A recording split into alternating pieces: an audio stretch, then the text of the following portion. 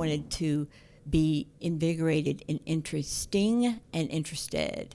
And I think if you are interesting, more people will find you interesting. But if you're interested in things, you're going to become more interesting.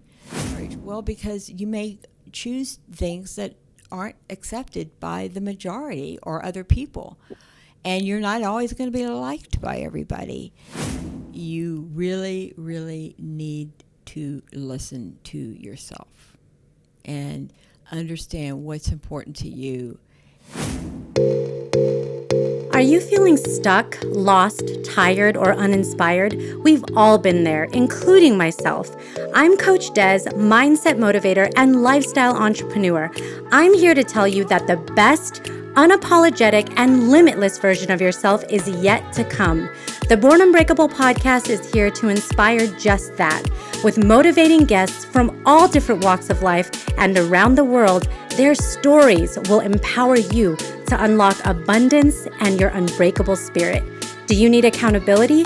Reach out to me for a free consultation of how I can support you in reaching your maximum potential.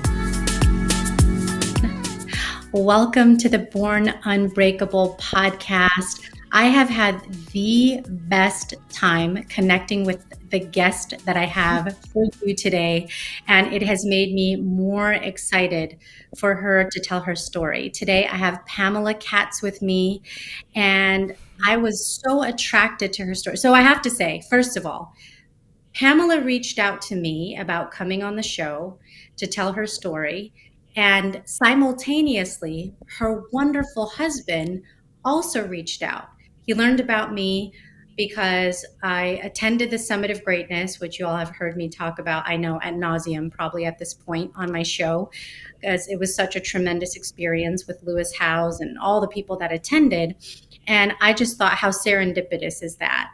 Yep. That you probably didn't even know that he was reaching out. And obviously it's because he believes in your brand, your business, everything you're doing. But Pamela is really special because she, like many people I've had on the show, has been in corporate America, actually has an advertising and marketing background. But interestingly, after 60, decided really to engage in her entrepreneurial spirit and founded Your CBD Haven, and I'll let her explain all the things that is.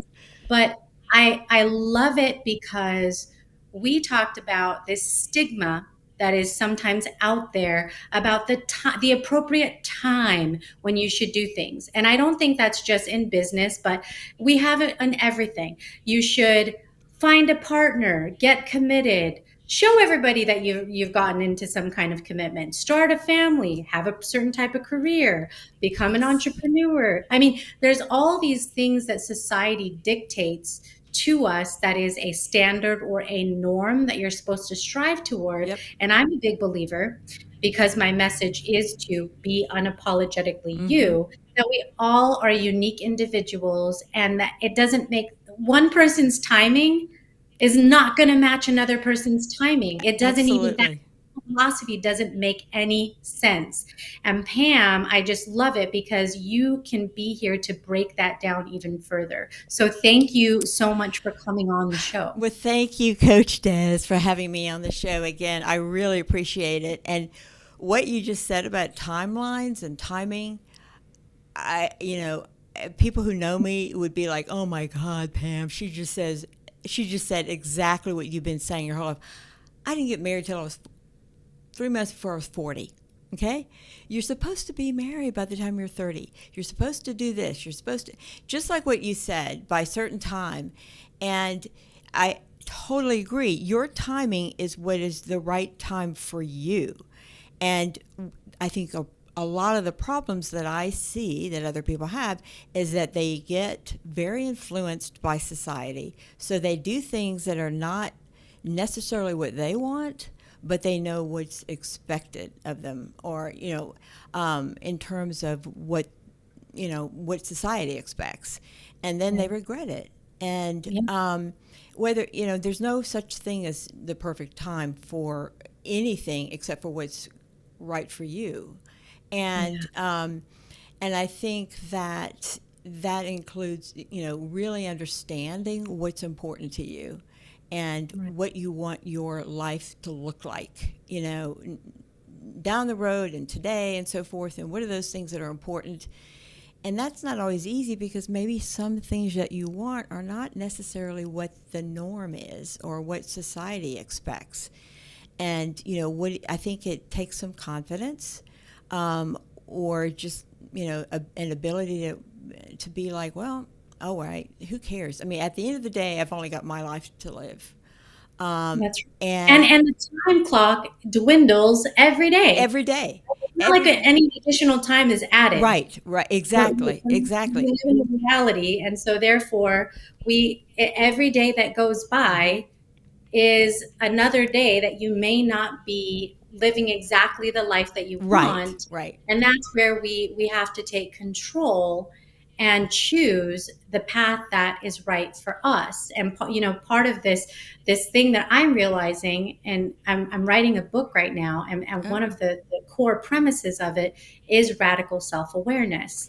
Because yes, until you do that, until yes, you get connected with yourself and what you truly desire, you're not going to see the limitations that you create in order to get past them. right. That's You know, absolutely correct. Yeah, I mean, I totally agree. Yeah.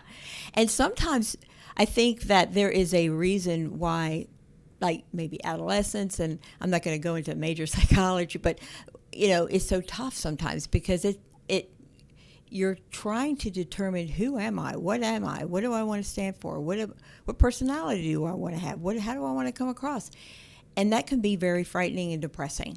Let's face it. well, and you But want, I think there's and a value to that, because and then you're I having to force looking at yes, yourself. people ultimately want to be accepted. Hmm. You want to feel Right, accepted for who you are, and that's why there is such an aspect of identity formation that we spend so much time contemplating right, and or shaping should at be right, our younger age, because well, what circle am I going to be in? Am I, and labels can, debilitate us right. because you're figuring out which circle are you in. Is it the popular kids? Is it the smart kids? Is it the, Yeah, whatever? And then that influences every single thing that comes from there, whether you recognize consciously that process or not. right, It's there's so much of our subconscious that controls the decision making we have, because it comes from childhood, right? It comes from the decisions that have been made in the past, our family history, all those influences. And until you really learn to be present, you can't really move forward in consciousness. right. So I have to ask you about your story. Okay, To talk about your story and how you got to where you are right now. okay. And one of my characteristics about me is, I try to be brief as much as possible, but I'm not always successful. But my story starts with, I always wanted to go into advertising, okay, when I was, well, growing up, and went into that field, and it was a great career for me. Worked in ad agencies, and then I ended up working on the client side in various marketing departments and so forth. And then my last corporate job was for a big company, and worked in pain management. So I did marketing communications.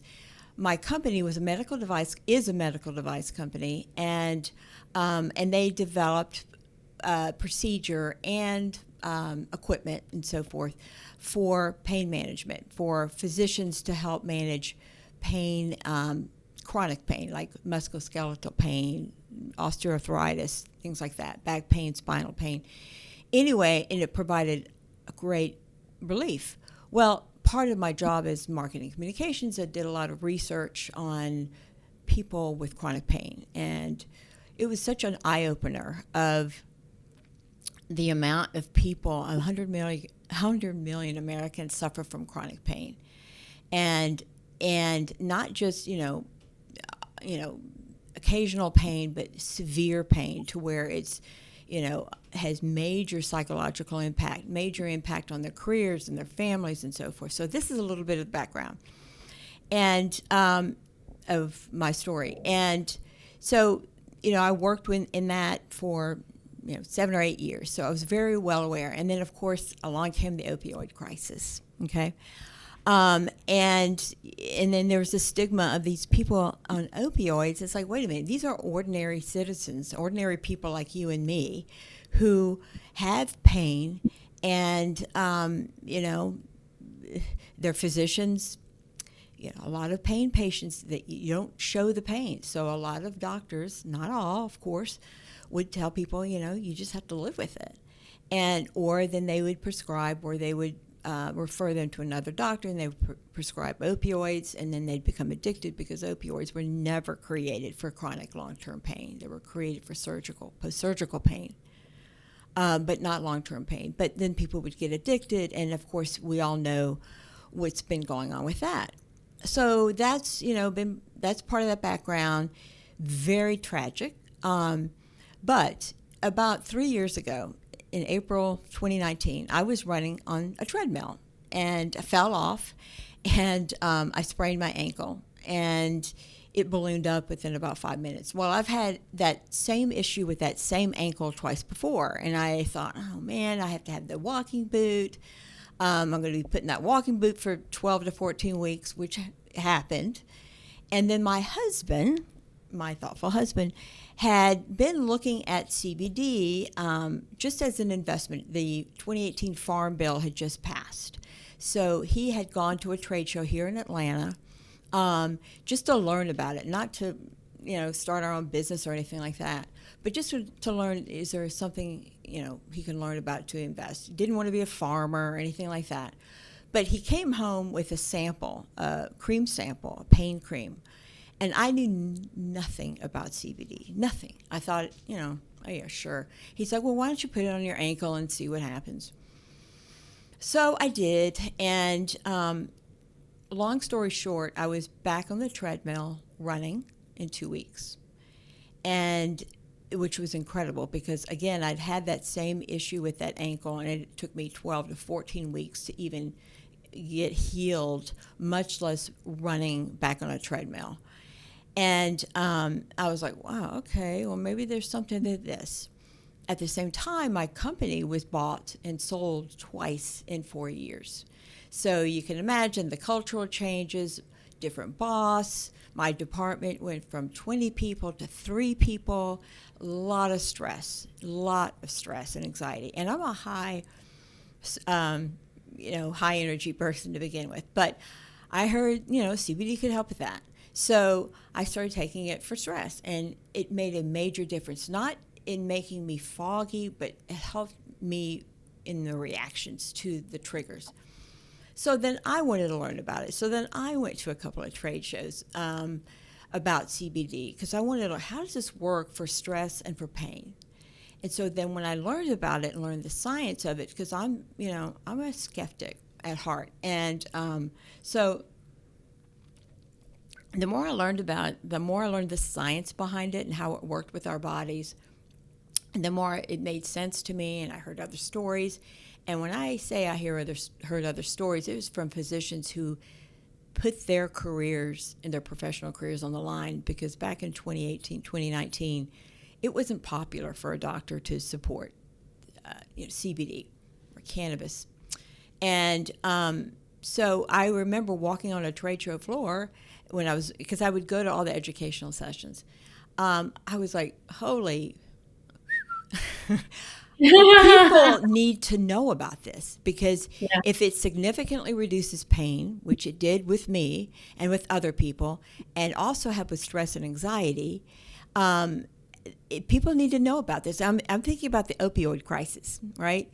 And and the 100 million Americans suffering from chronic pain. I'm like, why don't people know about this? And so my husband was like, well, why don't you do something about it? Why don't you open a store? And I'm like, okay. So this is in August of 2019. I still had my job, and I came back. This is in Miami, and I came back, and I started looking for space. I knew nothing about retail. I worked at Penny's when I was in college for one summer, but other than that, I knew nothing about retail.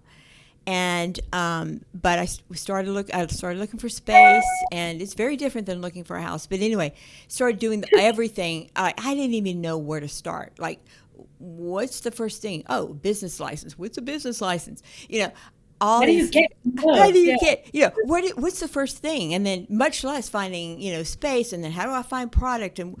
And my husband's like, well, you got to have an inventory system and a POS. Yeah. So all these things, yeah, I was overwhelmed. Of course, I was taking my CBD. Yeah, overwhelmed.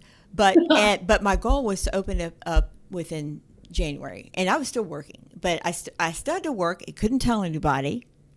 So that was in August. I opened the store on January 22nd, 2020.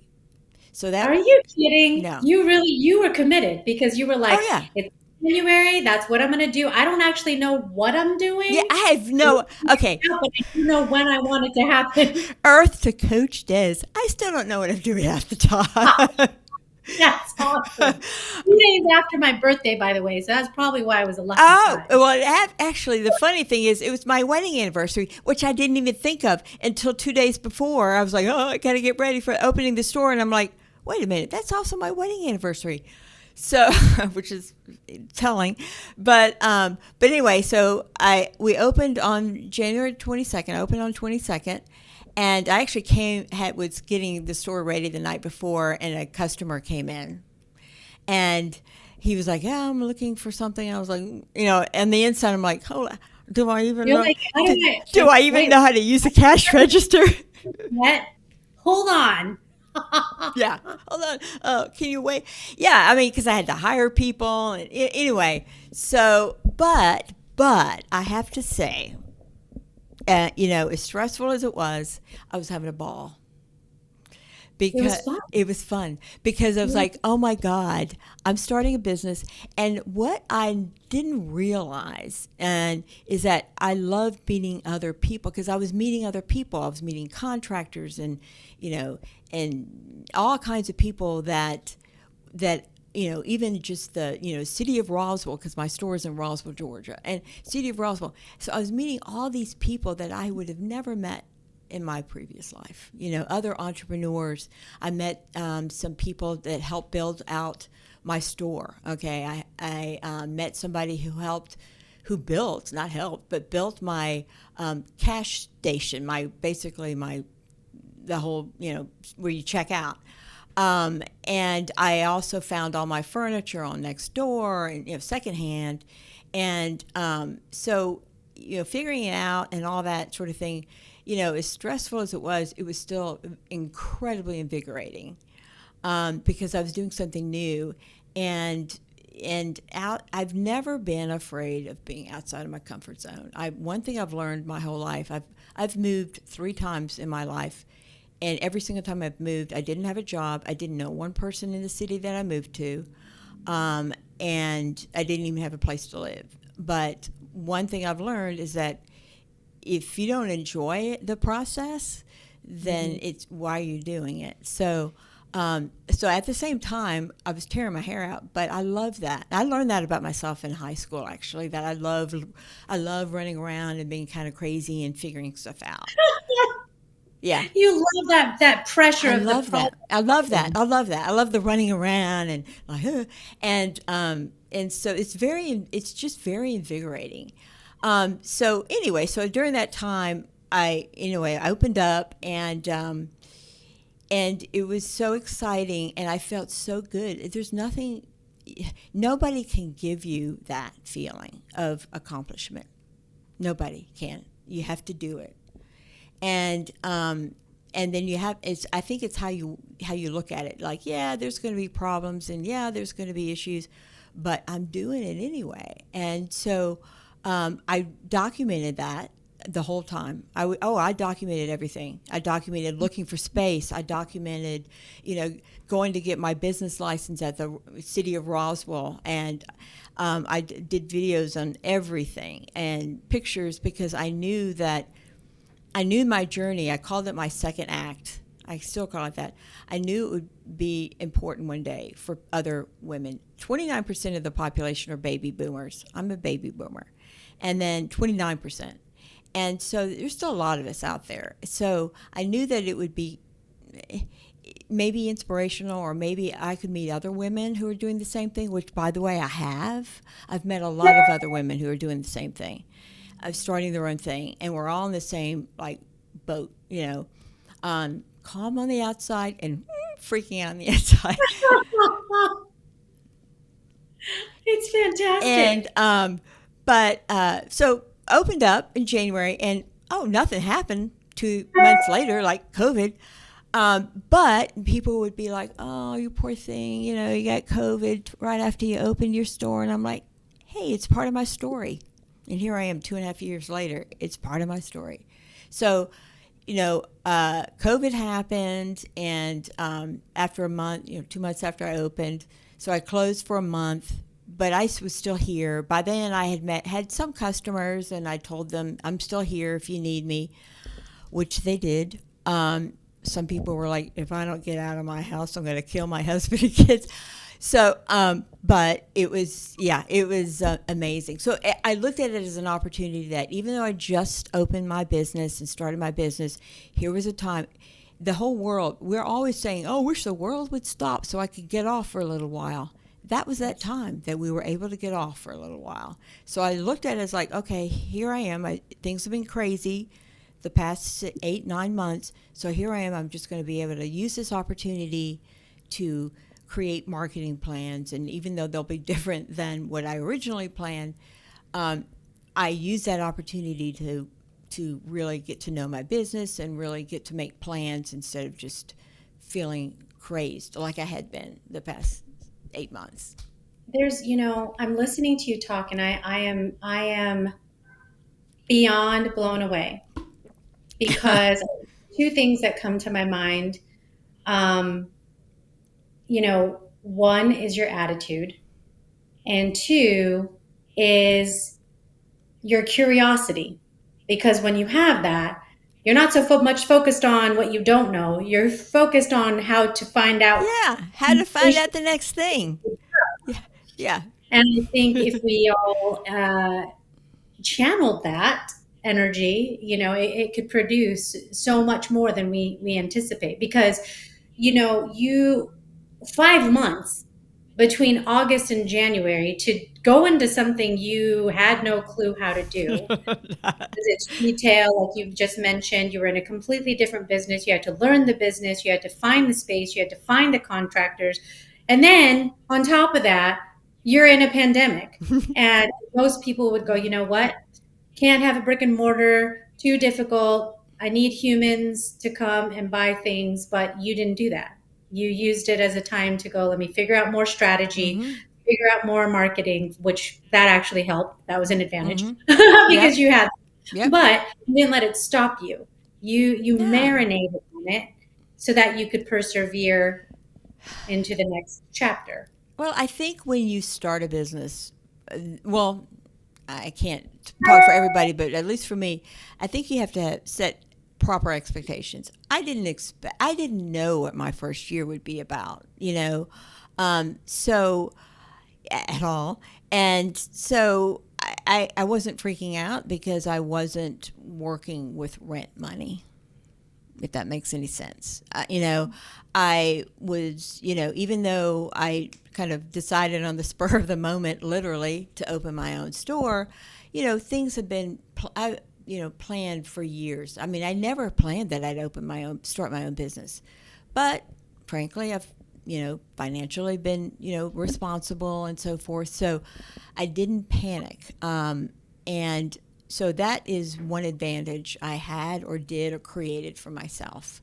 And so, so using that, as an ability for me to be able to do something that I never realized how much I wanted to do it until I did it, that really helps. I guess that's one advantage of a 22-year-old versus a 60-year-old is that when you're 22, you ain't got much to lose, And at my age, I did, but at the same time, I also had all those years to plan or save and invest and all that. I'm talking about the financial part. Um, so if you want to go out there and start your own thing, then, and because one of the things people ask me, and I don't know if they ask you, but like, I'd like to do my own thing, but how do you afford it? How do you take the risk? And, I need insurance and all that sort of thing. So I think that, if you want to if you have a dream, you can still start planning it now, even if you know you're not going to execute it today. So by the time I executed, which a dream that I didn't even know I had, everything had come together. So so I wasn't in a panic, and I was able to actually, frustrated, of course, but able to sit back and go, okay, this is the deal. There's a pandemic now. This isn't what I planned. But I'm just going to have to use this as an opportunity to do other things. I mean, in terms of planning and pivoting, so to speak. And because I won't get it back. I won't get this time back once things get So back to precious, right? speaking again. Time is such a precious, it's the most precious commodity on the planet, Yep. right? Yep. Because the fact that you can't get it back, so you have to make the smart choices Yes. every day. And enjoy it as much as you can. I mean, what's the point of not enjoying it? What is the point of not enjoying it? So, Yeah. That's it's so amazing that you were able to again take that attitude, because it served you. So, and I wrote a blog about this because I've been consistently inspired about this notion of the importance of playing the long game. yes. Meaning, just like you said, even if you don't exactly know what that thing is that you want to invest in, but it's important to you Right. to take the reins of your life and do something for yourself starting today, Right. even if it meant it was 3 to 5 years from now, that this seed was going to grow into something that Right. you could water Right. and then grow into something even bigger. That's part of the journey. Yes. It's the planning, the preparation, the strategy, the effort. And Yes. I can't stress that enough because somehow there's there's a perception sometimes that, oh well, successful people, they just, like you said, oh well, they just, because they had the money. Well, they had to save the money. Yeah. They had to figure out how they were going to do the money, even if they Yep. had to borrow the money or Right. whatever it was going Right. to be. Yeah. There's Right. always a plan. And There's something. and there's always a way to do it. Again, it may not happen today, but the thing is, if you've got something that even if it means that I'm not happy with my situation right now, okay, I know I'm not happy, but I don't know exactly what I want to do, but that's okay. I mean, listen to the fact that you're not happy. So, because that means that there's something else better for me. Maybe I don't know what it is, but let me go ahead and start paying attention to the things that excite me, interest me, and then anything's going to take money. So let me start saving maybe a little bit and start, kind of putting some things away, start maybe even reading some articles about things, look for inspiration, and then one day it's going to happen, and then you'll be like, wow, I'm ready for it. Because It's so, and that's what you're talking about. mm-hmm. And see, I think it's feeling alive Yeah. that gets us excited. It's Yes. when there's the monotony, the routine, the predictable, the boredom. That's when people get antsy, Right. go stir crazy, just like, it's just another No, day. feels Here we go again, challenged. Right. no challenge. And while I think there's part of that is like, okay, well, you could sort of coast. Mm-hmm. It's not fulfilling. There's not excitement in that. And until you figure out what that invigoration looks like, then you are kind of feeling a little dead inside. Right. Right. Absolutely. But at the same time, look at why you're feeling dead and I'm bored, or this isn't what I thought it would be, or whatever it is. You can still use that as an opportunity, in my mind, as an opportunity to say, okay, well, then that means I don't want to ignore it, because that means that I'm not in the right place. Doesn't mean I can do anything about it maybe today, but it means that I need to start paying attention to the things that are, I need to find out what my why is. Okay. Yes. And so instead of wallowing in it, you got to find out, okay, well then what is going to make me feel fulfilled or challenged or happy?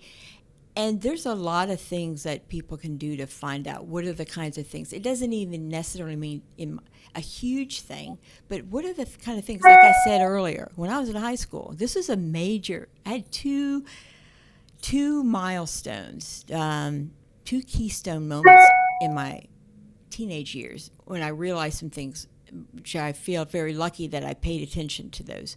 One was that I love running around. I love being running around and being part of the, behind the scenes or in front of the scenes or whatever. I love being super busy. I love that. Okay. I love having too many things on my plate. Okay. When not like that, I'm bored and I get depressed. Number two is I wanted my life to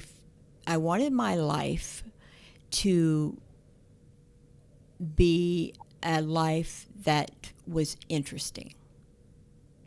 And what that meant was I wanted a life that I wasn't looking for everything to be perfect or anything like that, but I wanted it to be something that I found interesting to live. I wanted to meet interesting people. I wanted to go to interesting places. I wanted to have an interesting career. I wanted to be invigorated and interesting and interested. And I think if you are interesting, more people will find you interesting. But if you're interested in things, you're going to become more interesting.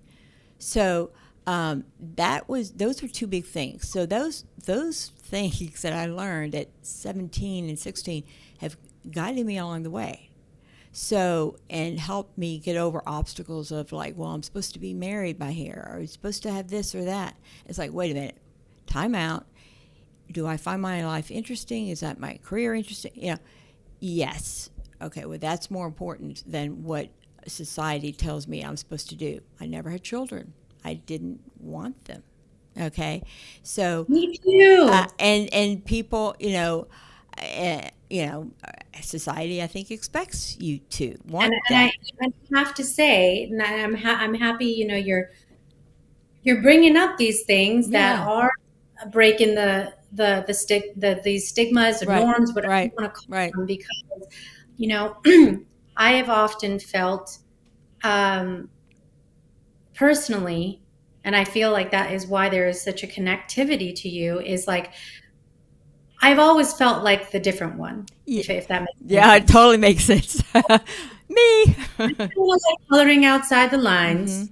Yeah. Because it's more fun. Yeah. And I like being that person that just, does things a little different. Yeah. Because it's just, it fits. Yep, and that's who you are. But you're not doing it because you wanted to be different. You're doing it because that's who you are, And I love that, because it's like that's how you're going to be happy. And is that you've got to pay attention and have the courage. I've always felt courage is a very underrated attribute. You got to have courage to be able to be happy with your choices if that's what's important to you.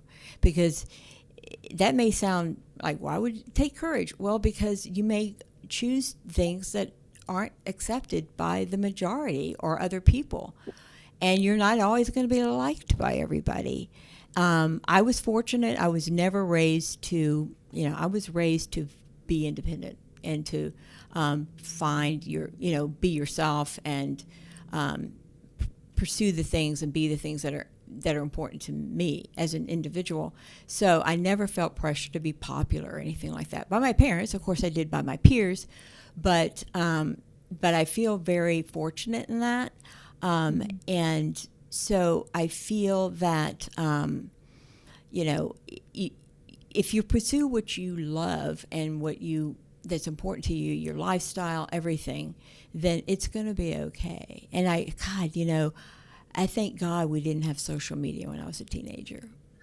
I thank God.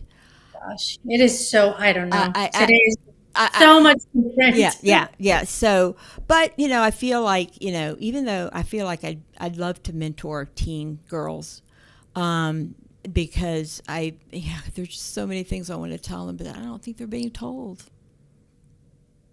No. I don't think they're being told. I think that a lot of parents live vicariously through their teenage daughters, and I think that they're not being instilled in them the importance of their own independent, strength and yes, finding their own way. Finding their own way, their own personality, embracing that, embracing their quirkiness or embracing their whatever, their individualism, and where everything's wanting to be the same. And I'm like, no, what makes you interesting? What gives you your ripples? I call people who have ripples, or people who they may seem a certain way, but man, you get to know them. There's so much more there.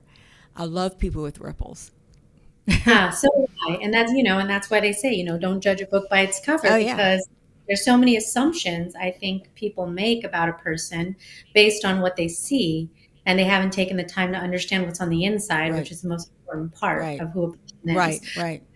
I have to ask, because it has been, well, now, close to 3 years since you started the business. You had that period where you were like, okay, how do people buy things when they come into the store? I'm curious now that we're in a, I don't know, you might say hybrid world, where it's not that the pandemic isn't real or important. I think we've figured out some systems to manage it differently. Right.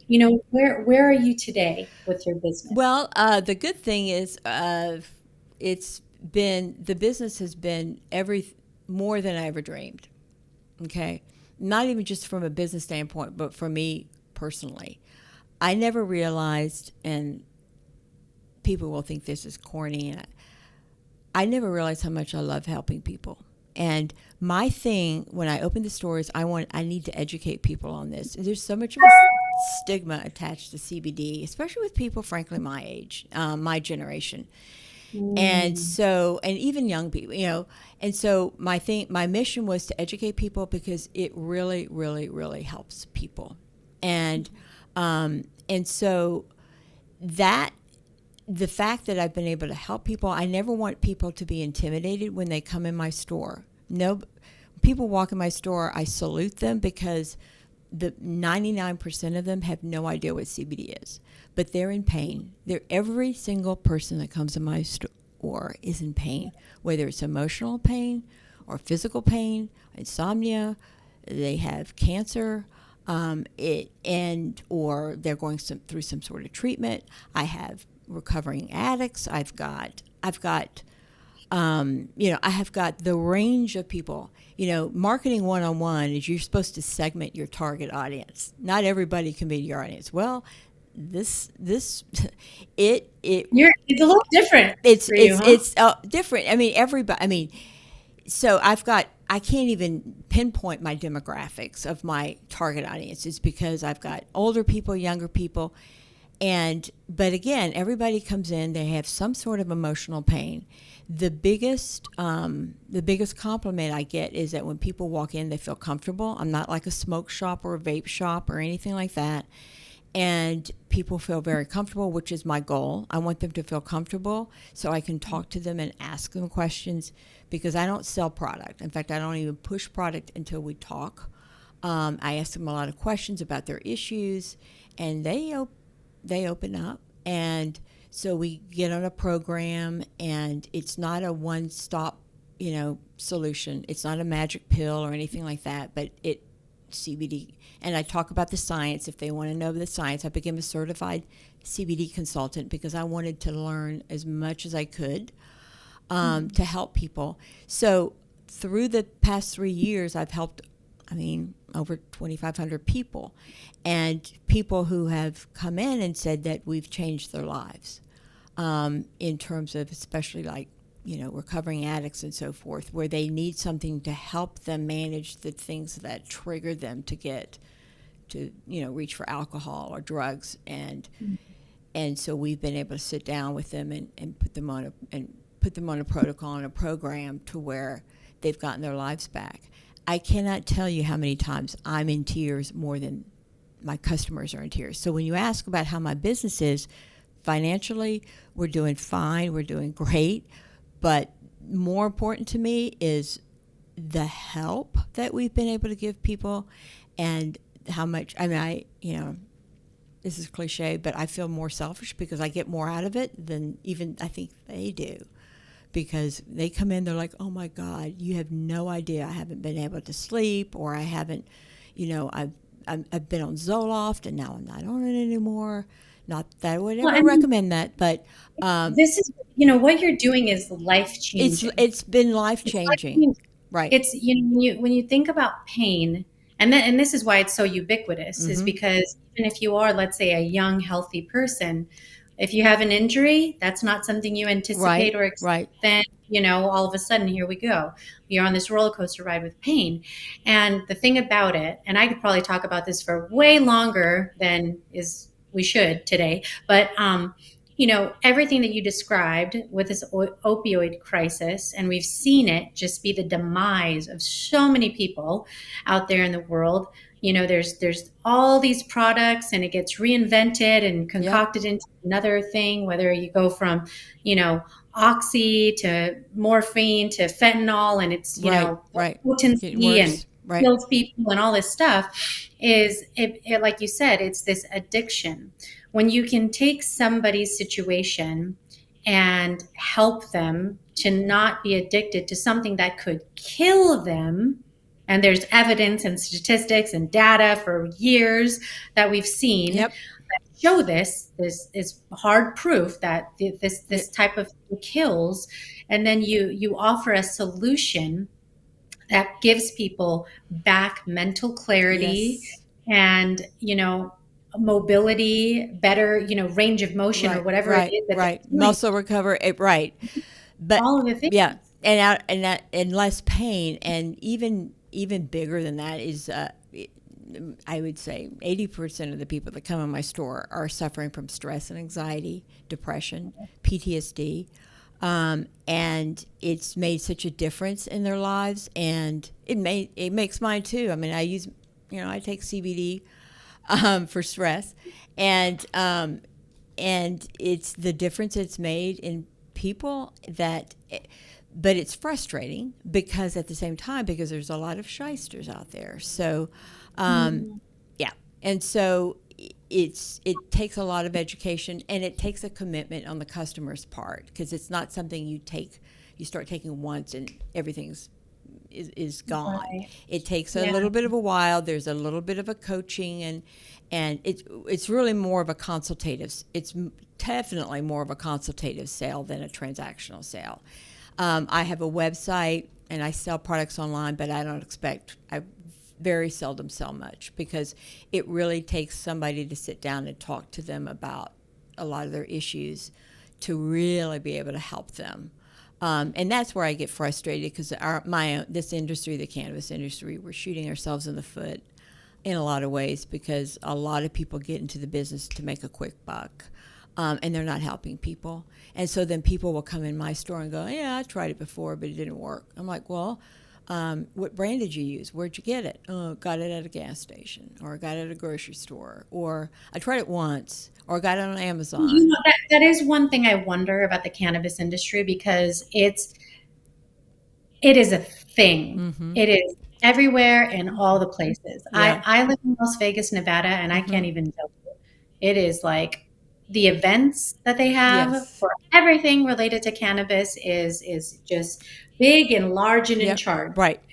And you're absolutely right about people very much look to this as an industry to make money. Yep. And they do. Yep. And they make a lot of it. Right. And I think why they stick with it. But when it comes to, it's just like any other thing that's out there that came along years before cannabis did. There's always competition. There's always some kind of education you have to do as a consumer to Right. figure out what's quality, what's not. Right. We see it Right. in the fashion industry, the beauty industry, Yep. and And there's and shysters everywhere. there's always going to be stuff out there that is not what you should be, Taking. messing Right. around with. And I think the reason it's so important in this topic to be have your due diligence is because it is related to your health. Right. Right. Right. And anything that you consume or put in your body, you don't want it to either have a detrimental effect or not do what it's supposed to, Right. because it can Right. have that Right. actual Right. quality of stuff in there that is helping you Right. with the issue that you're Right. facing, right? Right. Right. Right. And so that's why the education part is important, especially for people in my baby boomers. I mean, my generation, believe it or not, I don't know why, but my generation has the big stigma. They're like, oh no, it's going to make me high, and it's marijuana. I'm like, no, it's not marijuana. It's not going to make you high. But they'll take opioids. But Right. but the industry also doesn't do a favor when all they do is, a lot of times they promote CBD is making you high, and it doesn't. So so I'm on a mission. I'm on a mission to teach the world, not to sing, but I'm on a mission to teach the world about the value of CBD cannabis and how it can help your health, not just get you high, because I have no problem with that, but that's a mask. It doesn't manage THC, is the cannabinoid that makes you high. It's a molecule that makes you high. CBD is a different one. It does not. And there's other ones too, but all together work great to help people manage their stress, not just escape it or manage their pain, not just be numb to it. But it's not an easy thing. But I'm doing it one customer at a time. Yeah, So, one customer. one What would customer you at a time. say? Because there could be somebody listening right now in that exact position, Mm-hmm. regardless of what someone's age is. They could have a perception, Oh which yeah, is there's a lot. understandable. Mm-hmm. We all often have perceptions about things that we don't quite understand. It's Right. very easy to do because you're operating off of limited information. Right. For the person that is skeptical, that is maybe thinking some of the things that you've just pointed out, Yep. like, oh, that's a drug, it's bad, it's gonna Mm-hmm. make you high, Mm-hmm. it's, that's why we're figuring out, like, should it really be legal? Right. And, Right. all kinds of Right. things, Right. regulation. Right.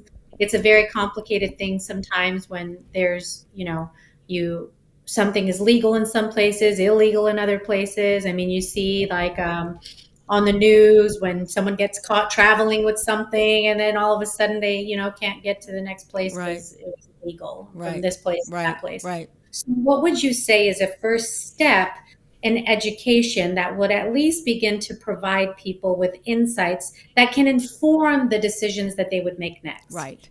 Well, obviously they can get in touch with me, and I do free consultations, and like I mentioned, I do not push products. I don't talk about products. If somebody has an issue, and I will sit down. I'll have a Zoom call. I'll get in touch with them in person if they're local, and we'll talk about the science. We'll talk about their issue. We'll talk about what issue they're dealing with, how it works with their body, and then I also set expectations, because it's not a panacea. It's not a magic bullet. There's also other things you have to do with your health. You can't expect something to compensate for other bad habits. It's a whole thing. It's one tool in your toolbox. Okay. Yeah, it is interesting because I think one thing we have to take accountability for the way we live our lives Yes. holistically, Yes. not just in this one lane. And Right. if you're listening, you know exactly what it is that you do. You could call it a vice, or you could call it that thing that you do a little bit too much of, Yep. or that Yep. Right.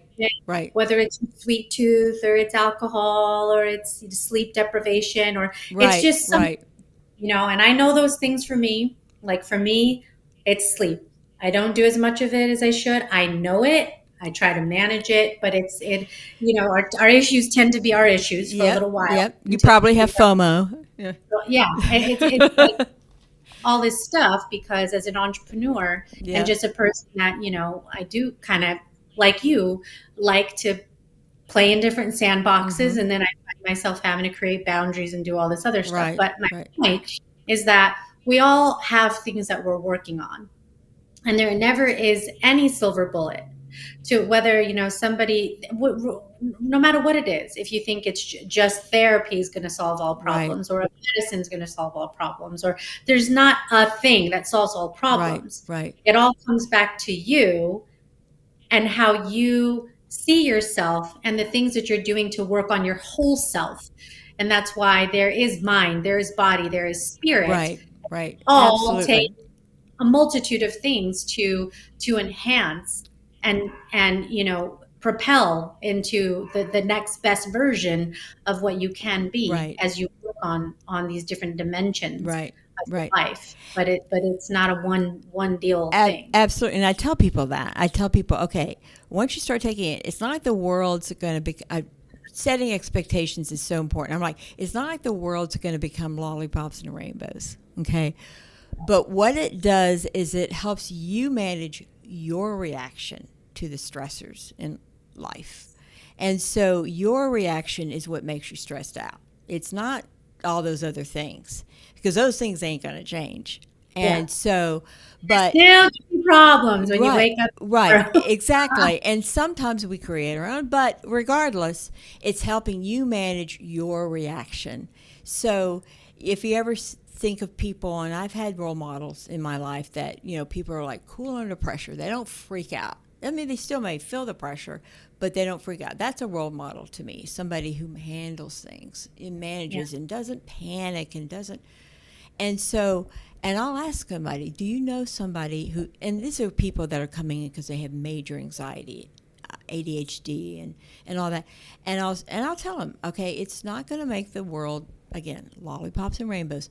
But if you can manage your reaction to things, do you think you feel better? And they're like, oh yeah, if I could not just freak out over everything or be fine, but then the one thing freaks me out, that would be a big win. And what happens is that they start and then on CBD, and I'll tell them it's not like you wake up tomorrow and everything's great. You'll notice that when things happen that would have maybe 2 weeks ago triggered you, and you're finding that it doesn't trigger me. You're not apathetic or lethargic or in a fog or anything. You just realize, wait a minute, I can deal with that. That's okay. That's another, freaky thing. Oh, well, let me just deal with it. Instead of focusing on it and getting obsessed with it and not being able to move on from it. That's setting expectations into where people are like, yeah, I really noticed that. I'm Right. managing I'm managing my emotions better, I'm managing my reaction better, which then makes me feel better about myself. Yeah. Well, and it's mindset. Absolutely. But Yes. we're having a conversation earlier about the difference of when you look at something and you either see obstacles or you see Yes. opportunity. Yeah. And Right. they're two completely different focuses. An obstacle is this thing that you're just staring at because you have to go over it, under it, around it, break through it somehow. Opportunity is the how. Right. Is okay, Right. instead of staring at this thing that's in your way, let's figure out the Yeah. strategy. Yeah. What are you going to do Yeah. about it? And you're always one action away from the place that you want to be. But we get in our own way. That's what we do. We're human, and that is Right. just the nature Right. of being Right. human. Oh yeah. We Yes. our biggest obstacle. It's not this person, it's not your upbringing, and it's not your parents, and it's not because you've just been all this past that, Right. has been bestowed upon just you in the world, and it's not the president or Right. the economy and all these Right. things. Right. It's your ability to self regulate, self manage, Yes. and figure out how to pursue things with confidence, with courage, with tenacity. Right. And, that's really what it's about. And curiosity. You said it earlier. And curiosity. Okay, here's it. How am I going to do it? How am I going to turn it on its head, and maybe even have fun with it? And And even I have don't mean to trivialize that, but I mean it's how you look at it. Just like you said, it's your mindset. I love it. I love it. So I want to ask you a couple questions Okay. that people get to know your view, and get to know you. And the first one is, as a, tribute to my show, because it's called Born Unbreakable, Yes. Yes. is, Pamela, what makes you unbreakable? What makes me unbreakable is my faith in, my faith. I have faith in God, okay? Mhm. And also my friends and family, but also in myself. I've never had it easy growing up. Um, but I think I've been inspired by a lot of people over the years. And learned a lot of lessons. And I think if you're always learning and keeping yourself curious and open, and I don't know how to not be those things, to be honest. And I think that brings me joy. And no matter how tough things are, I always have some go-to things to do, to help me overcome those things. I'm a big fan of, and people who listen to this who know me or laugh their heads off when they hear this next statement. But I'm a huge fan of Ben Franklin, Love that. and I'm kind of his biggest fan. My husband told me. I asked him. I said, if for some reason he comes back into this day, could I go out to dinner with him? And he's like, yes, you can go out to dinner with Ben Franklin. Yeah, you can have a date with Ben Franklin. but Oh, but if you ever read his autobiography or anything about him, you'll understand. I mean, he's somebody who absolutely did not have lots of anything going for him, but overcame a lot of things. But also curious and resourceful and inventive and funny, and didn't take himself too seriously. I mean, all those are qualities that I admire in anybody. And I got very lucky in that, I had a father who told me, don't take yourself so seriously. Take life and the work, but don't take yourself but don't take yourself so seriously. Yes, that's beautiful. I love that. What is a self-limiting belief that you've had to overcome? Oh, wow. Well, I've always had an inferiority complex. Okay. And I went to therapy, several different therapists, and I'd be like, how do you gain self-confidence if you don't have confidence? And I don't think that you can have people tell you to be confident, because that's what they'd say. Oh, you've got a lot of things going for you. You're smart, and blah, blah, blah. But you have to find your own confidence by achieving what you want. That's why I think it's so important to know what's important to you. Really dig down deep and think and contemplate. In those days that maybe you feel sad and depressed and all that, man, use that as an opportunity to think about, okay, well, what is it about me that I am not happy about? And then what can I do? What can I do to overcome those things? And if they're important, are they important enough to you that they're really stopping you? Then, damn it, then what do you need to do to overcome those things? Yeah, I love that. And it might be just one thing a day, just one minor little thing a day, But that's been, and then of course I'm very bad at technology, and I don't know if I'll ever get over that.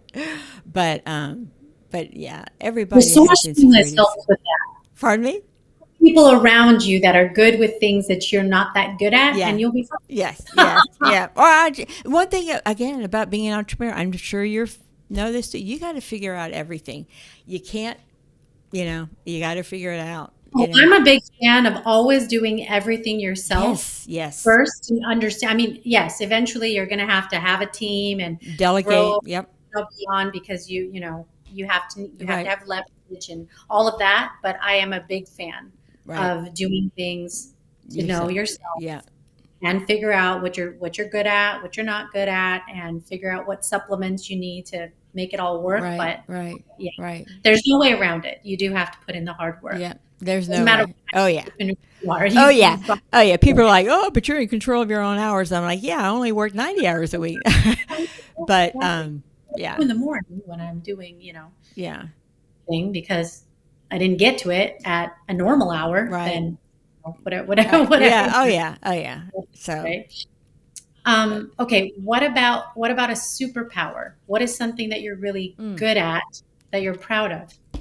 I I am really good at. I'm an empath, I guess. I'm very, very intuitive. I'm very intuitive, and um, that that can serve you well, or it can be a blessing or a curse. But I very much read people and understand people and empathetic, um, and so that's helped me in this business. I know, but it's helped me really like people because Yeah. when you get to know somebody, I find people very interesting, and there's always something to like about everybody. I agree. And so that's one thing, and another thing is I I'm interested in every topic I can possibly read. I'm a voracious reader, and there's not much. I'm an information junkie, frankly. So there's not much that I'm not interested in. So I'm really good at Trivial Pursuit. Oh gosh, you'll always get chosen as a first teammate Yeah, because yeah, yeah. I would be. Yeah. oh, she's got the knowledge. She's got the knowledge I for know a the little team. bit about a lot of things, but I don't know a lot about. Anyway. I get it. I get it. I'm like you. I'm a bit more of a generalist than, Yeah. anything else. But what's something on your bucket list? That's a great question. That's a great question. I I've checked off a lot of things, but I would like to continue with this business, and I'd like to open up at least one or two more locations. I only have one, and so my plan was to have three by the end of 2020, but that was derailed a little. But I'd like to do that, and of course, I love to travel, but right now, this business is all that. So one of the places I've always wanted to go to is Indonesia. And I used to go to Singapore a lot from an old job I had, and I never made it to Bali. So that's a dream of mine. And so I I think, love it. and I maybe like to have my own podcast, but I don't know. You'll be my first guest if I do. Oh, yeah, that is so sweet. I would be honored, truly honored, and I'd be happy to help you figure Ooh, the that out. technology part? Ooh, great. Not thankfully, oh my gosh, because otherwise I'd be on episode 1.5 or something. If it was hard, if it was as hard as I thought it was when I first started. Um, but this question I'm really excited to ask you, which is if you had a piece of advice, a last piece of advice that you could give to anyone listening, what would that be?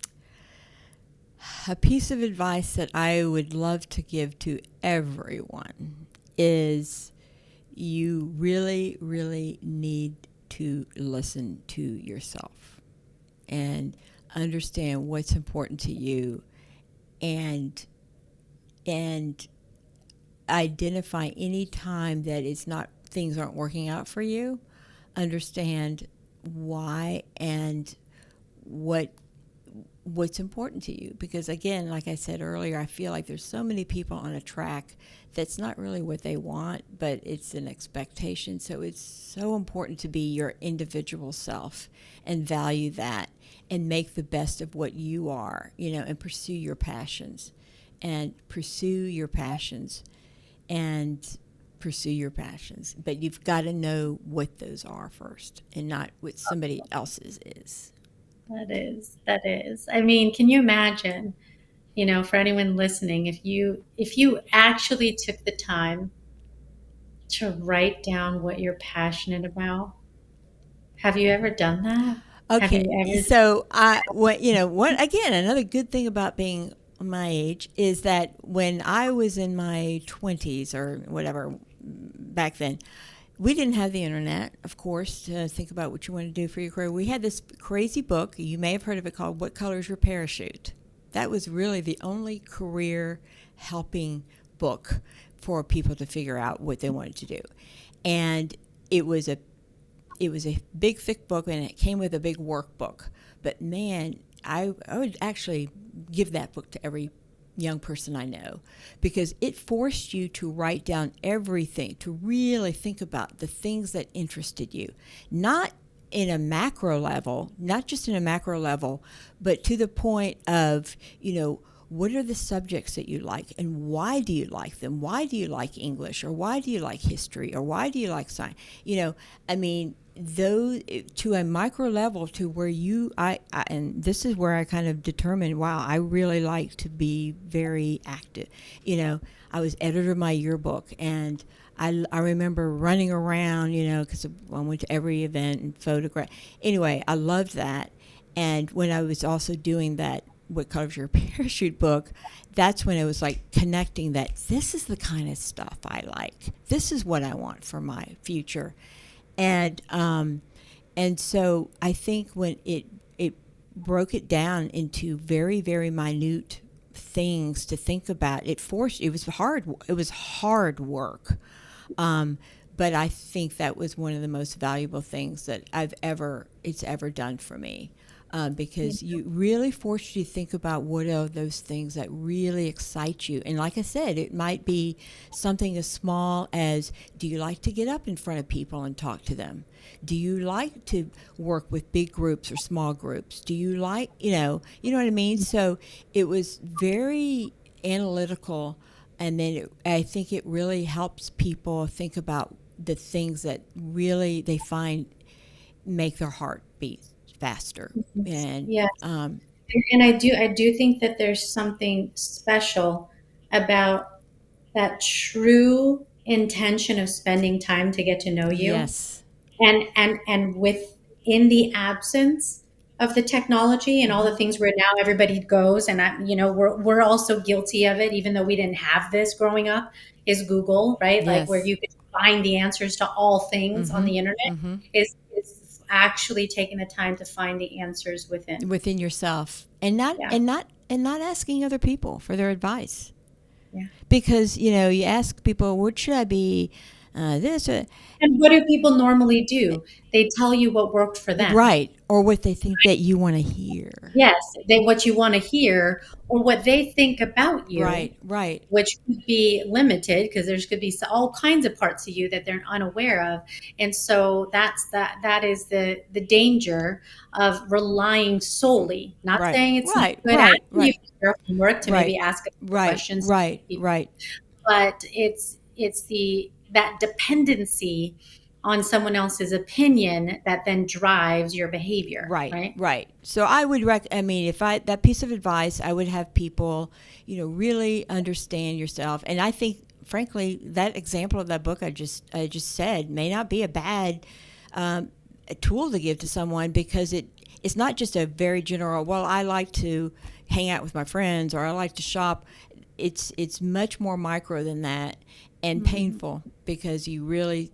But then you also start paying attention to the things that you find that, oh, wow, that really does interest me. Or I thought that did, but no, it really doesn't. Then, to your point, then you start, then seek out people who do that, that you're interested in. One thing, again, I was fortunate not to be afraid of. always go to the top.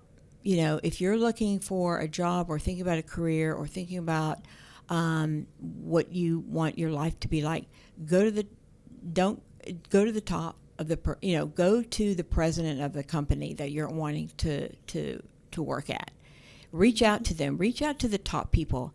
I can guarantee you that they're the ones that are going to respond to you more than the middle managers. They won't.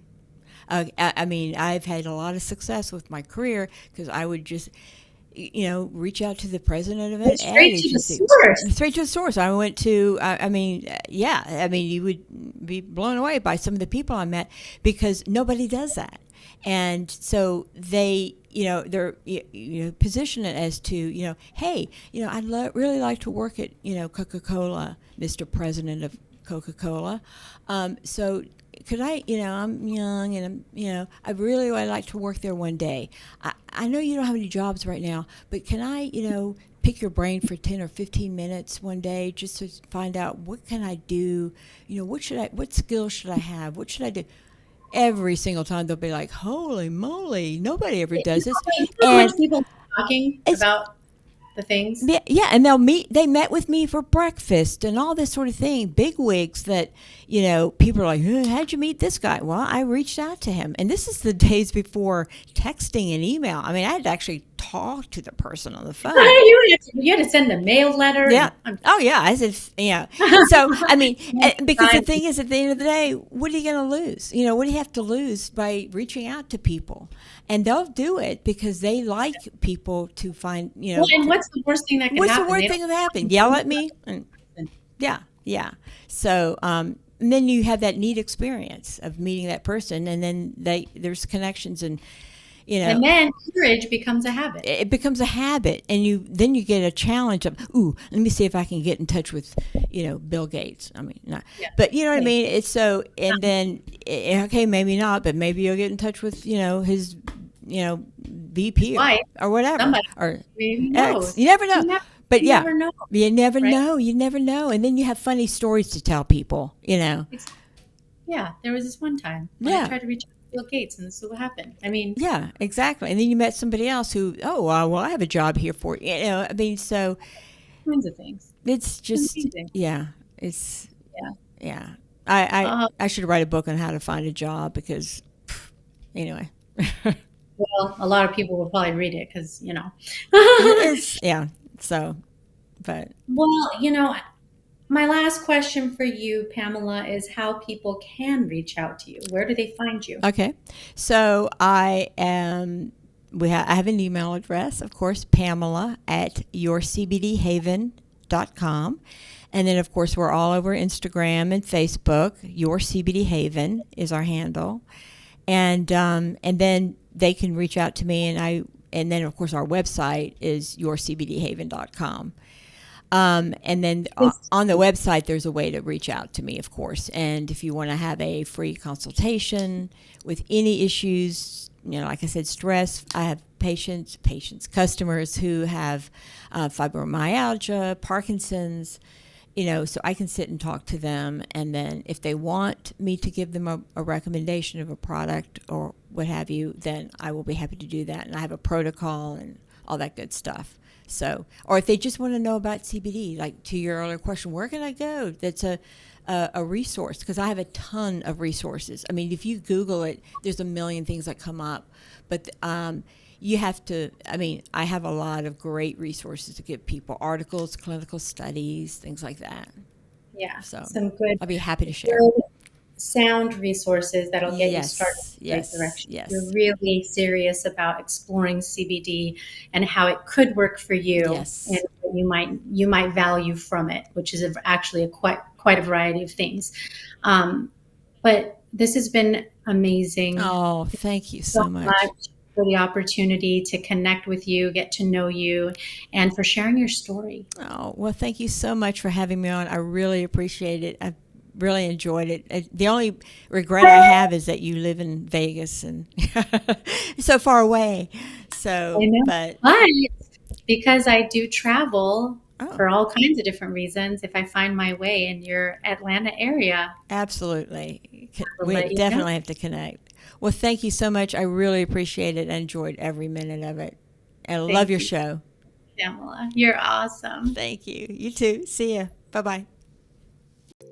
Pamela Katz, entering the world of CBD and pain management with her own business after the age of 60. I gained so much from that conversation, and I hope you did too. I want to emphasize what Pamela pointed out as her last piece of advice because I think it is so powerful, which is answering the question, what is important to you? Or put another way, what do you value?